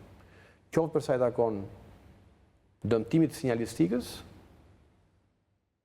që janë format ndryshme, të tabelave, të gardreleve, qoftë edhe ndërhyrjeve tjera të paligjshme. Pse e keni të pamundur? Pse e ka të pamundur? E ka të pamundur me këto nivele burimesh njerëzore që ka, që të monitorojë të gjithë sistemin e rrugëve të vendit. Kamera ka të, mund funksionojnë kamerat? Nuk ka. Mund vendosen apo ka kosto? Mund vendosen, po kërkon investim, patjetër. E ardhmja ajo është. Por aktualisht është e pamundur që të monitorosh të gjithë tabelat që ka vendi duke vendosur kamera. Apo jo. Ne kemi pasur raste shumë flagrante që mbas përfundimit të rrugës Llogaras, për shembull, aty u ndërhyn nga njerëz pa përgjegjshëm dhe u hoqën shumë tabela. Ndërkohë që një tabelë aty shpëton jetën në rrugë të tilla të vështira.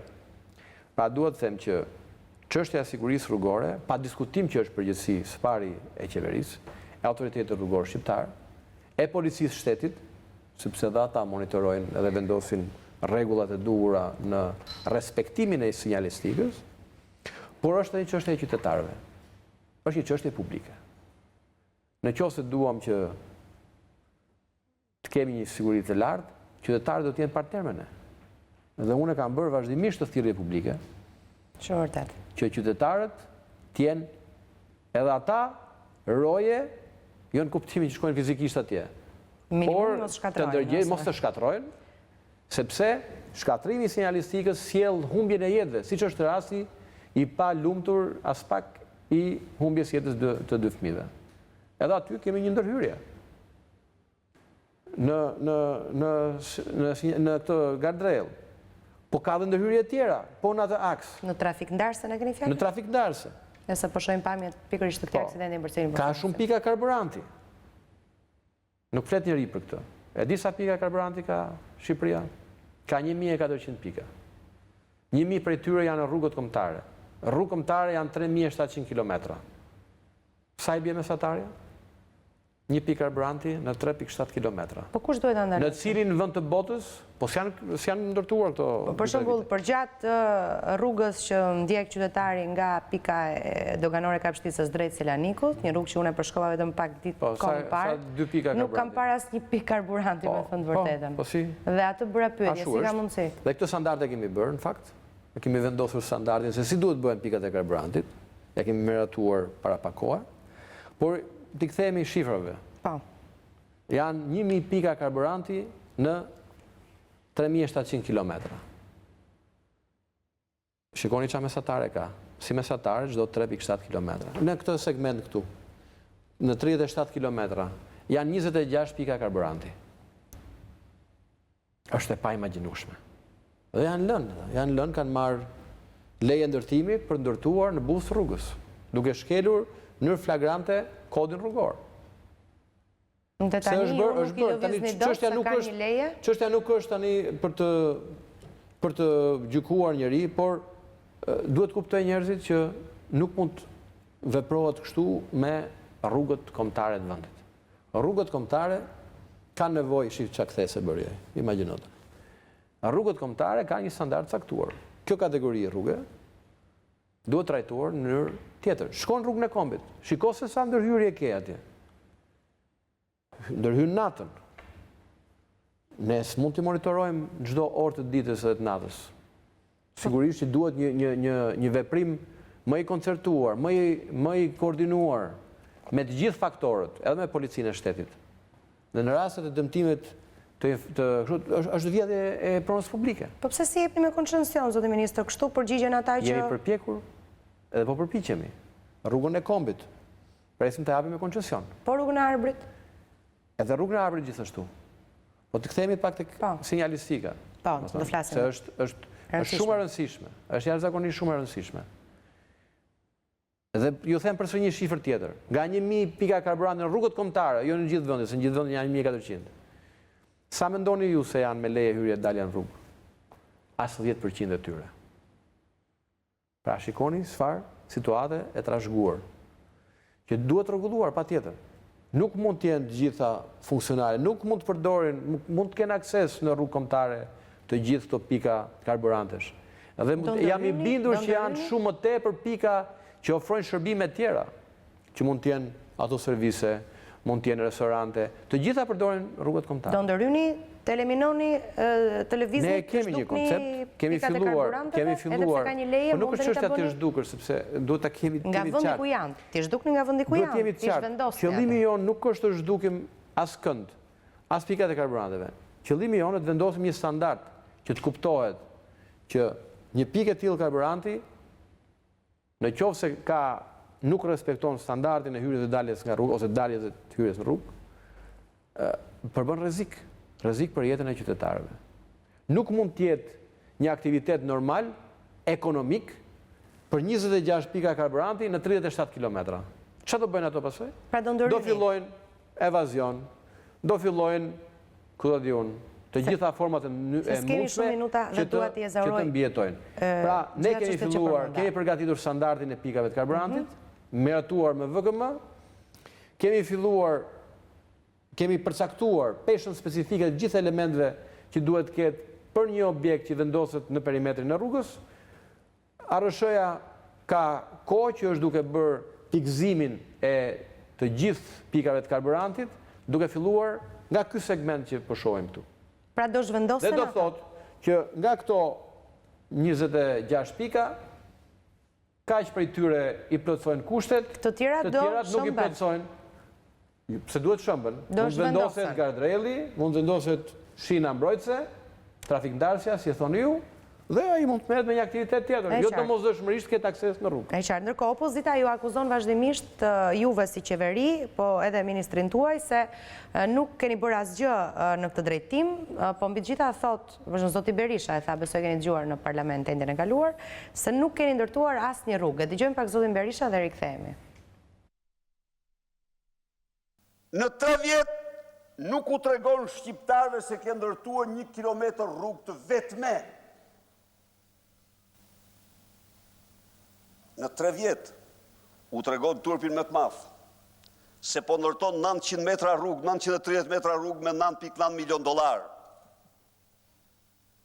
Ku po vjedh së paku minimumi $7 milion.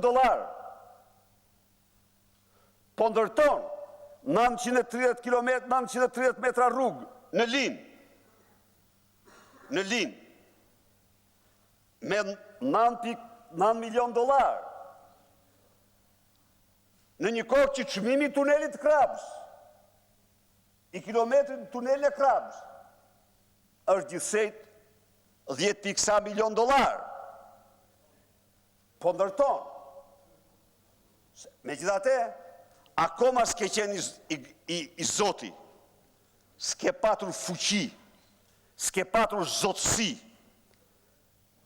tu tregosh këtyre idhtarëve tu qoftë dhe 1 kilometër rrugë të përfunduar. Si i përgjigjeni, zoti ministër? Unë do i përgjigjem në mënyrë asimetrike doktorit. Do të marr pjesën racionale të tij. E do them që fakti është që janë investuar rreth $70 milion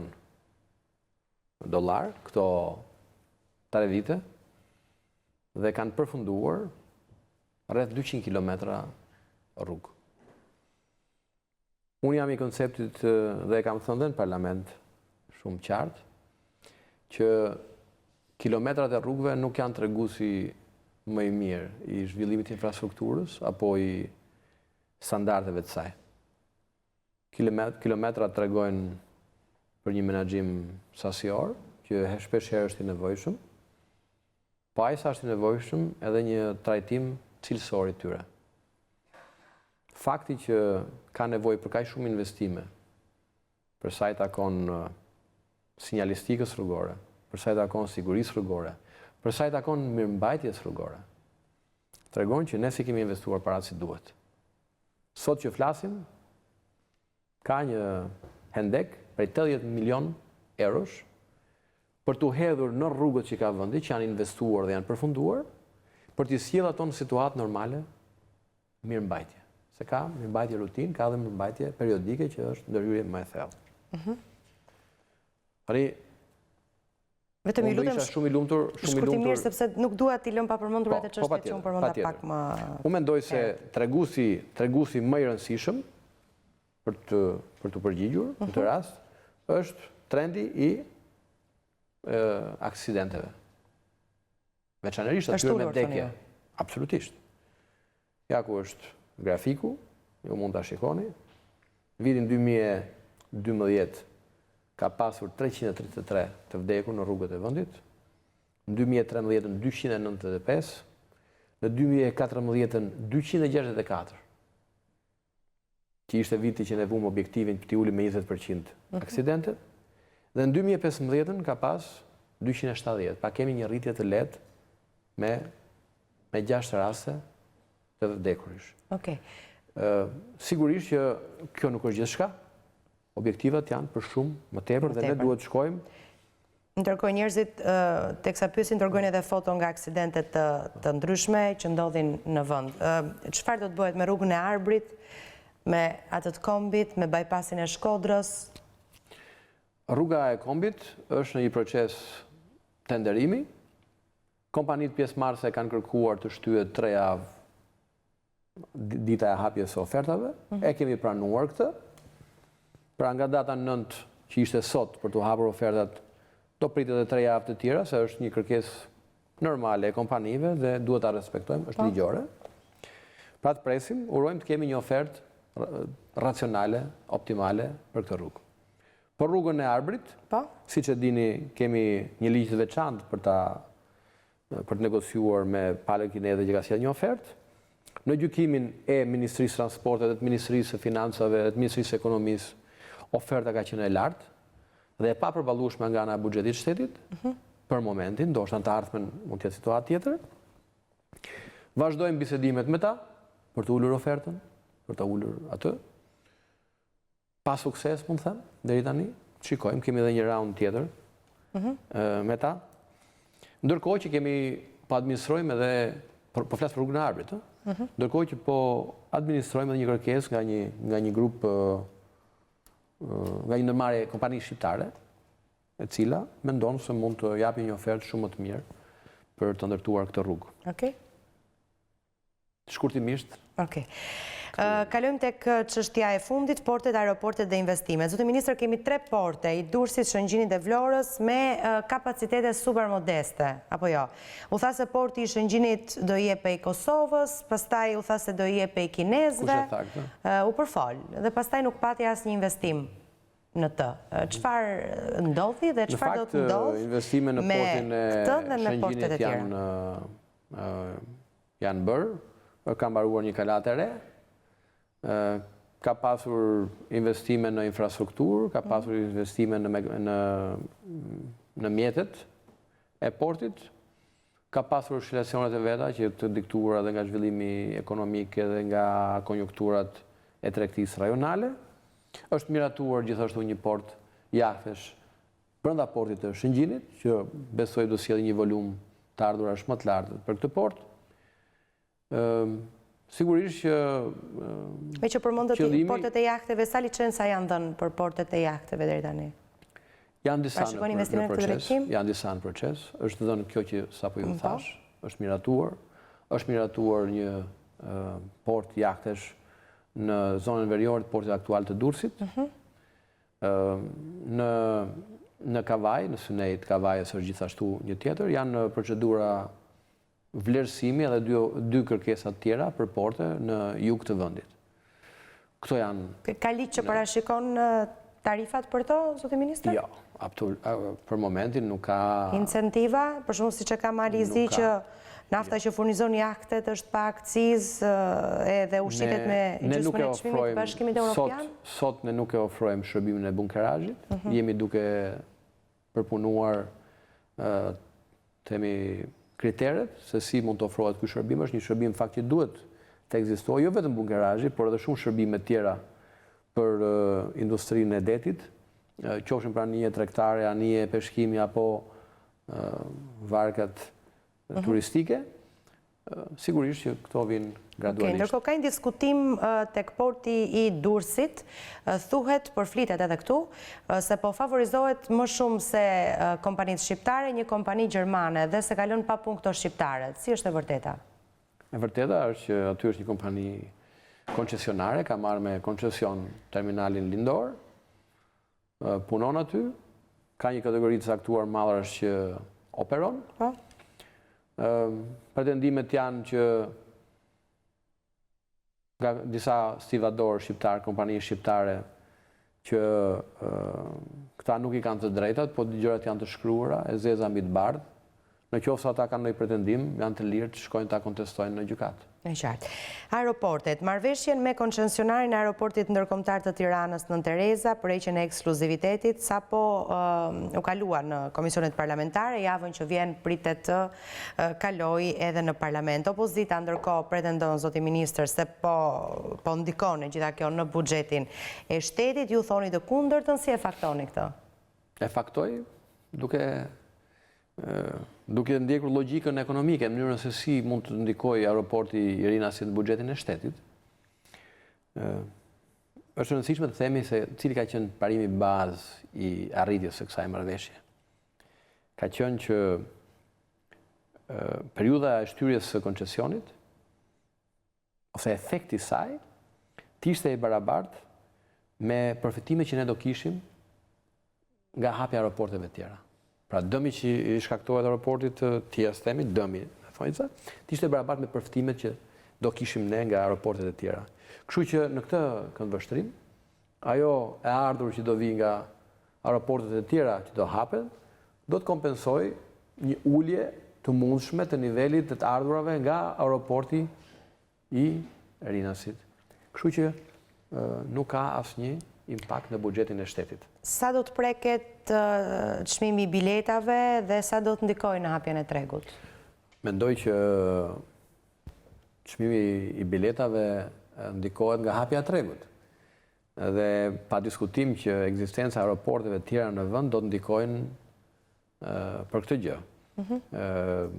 Kuksi së pari, por dhe ndërtimi i aeroporteve në jug të vendit kanë të gjitha gjasat që tregu ynë i shërbimeve aeroportuale, se për këtë lloj tregu bëjmë fjalë, të jetë më i liberalizuar, më i hapur, dhe ky liberalizim i tregut të ushtrojë presionin e duhur në uljen e çmimit të biletave.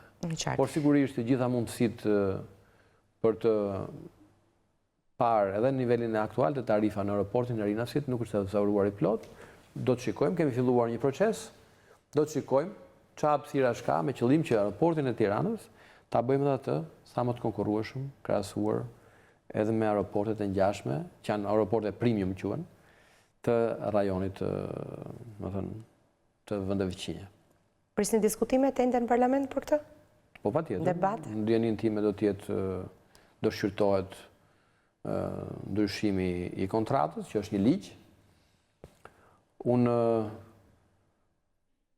besoj dhe do të uroja në fakt që të gjithë diskutantët të shtrojnë përpara pyetjen duhet ishte bërë kjo gjë apo jo? Duhet hapi tregu i shërbimeve aeroportuale në Shqipëri apo duhet ishte i mbyllur dhe me ekskluzivitet siç ishte? Dhe pastaj të flasin në mënyrë më konstruktive për elementet e tjerë të marrëveshjes. Aeroporti i Kukësit është pritur shumë nga banorët, cilat janë përfitimet dhe kur mund të jetë ai funksional? Ne bëjmë punën tonë, pavarësisht nga kërkesat dhe interesi i kompanive të mundshme që mund ta operojnë atë. Besoj që përftues do të jenë edhe njerëzit që do të punsojnë aty, parashikohen rreth 250 punësime. 250 punësime. Po. Në aeroportin kur të jetë plotësisht funksional, që do të jetë një përfitim i madh për zonën e Kukësit. Po, kishte diçka? Për sa i takon kohës, jo, që përgjigjem pyetjes suaj, ne do të punojmë që kjo të ndodhë sa më shpejt, pra që të bëhet sa më shpejt funksional. Urojmë gjithashtu që të administrojmë edhe kërkesa nga operator privat, operator aeroportesh, po edhe kompanish ajrore, dhe kjo do të vendosi atë në një situatë optimale funksionimi. Jugu i vendit, për jugun e vendit, keni parashikuar ndërtimin e Duhet aeroporteve? patjetër një studim vizibiliteti më përpara, ka disa ide, disa thojnë Vlora, disa thojnë Saranda, disa thojnë Gjirokastra. Mendoj që gjëja më e mirë, përgjigja më e mirë do të jepet nga një studim vizibiliteti. Temat e referencës ne kemi përgatitur, shumë shpejt do të bëhet një tender ndërkombëtar për ta bërë këtë studim vizibiliteti, dhe më pas do të jemi, si themi, të qartë se ku duhet investuar më përpara, në Vlorë, Sarandë, Gjirokastër apo diku tjetër. Okej, unë përfundova me çështjet në diskutim, përpara se ta mbyll, dua t'ju bëj pyetjen e atij shikuesit që na kishte shkruar në faqen e emisionit për sa i përket furgonave 8+1, me që premtova publikisht se do t'ju bëj pyetjen e tij. Thotë, ju lutem pyesni ministrin për autoveturat 8+1 taksi, pasi jemi mbi 2000 krye familjar që po e ndjekim me interes zotin Haxhinasto. Po, zoti Haxhinasto edhe ai ka bërë një premtim publik për sa i takon kësaj kategorie autoveturash, ka premtuar publikisht se asnjë nuk do dalë nga tregu, dhe kjo është parashikuar si pjesë e reformës. Që të gjithë këta furgonat, si quhen në gjuhën popullore, do të kenë një kategori të caktuar shërbimi që do të ofrojnë. Unë duhet ta kisha shpjeguar në fakt kur fola për reformën e transportit ndërqytetas që kemi linja kryesore që lidhin qendrat e bashkive, kemi linja ushqyese që do të ushqejnë këto linjat kryesore, po kemi edhe linjat rreth qytetëse që do të lidhin të gjithë zonën rreth qytetit me fshatrat, me ish-komunat. E pashme dhe kategoria e këtyre furgonave, ose 8+1-shit, është pikërisht e destinuar ose e parashikuar që të funksionojnë në këtë kategori linjash. Unë ju falenderoj shumë që ishit në studion e emisionit Njerëz në Fokus, për të ndarë kaq shumë tema që kanë interes, në besonin për qytetarët dhe që e kanë dëshmuar këtë teksa na kanë shkruar në faqen e emisionit, teksa ju keni dhënë shpjegimet e duhura për çdo çështje. Faleminderit zotëria Gjinasto. Faleminderit edhe juve për ftesën. Faleminderit që na ndoqët nderuar shikues. Ky emision ju kujtoj ritransmetohet sonte pas edicionit fundit të lajmeve dhe po ashtu nesër rreth orës 14:30 minuta, një ditë më pas e gjeni edhe në faqen e emisionit Njerëz në Fokus. Natën e mirë.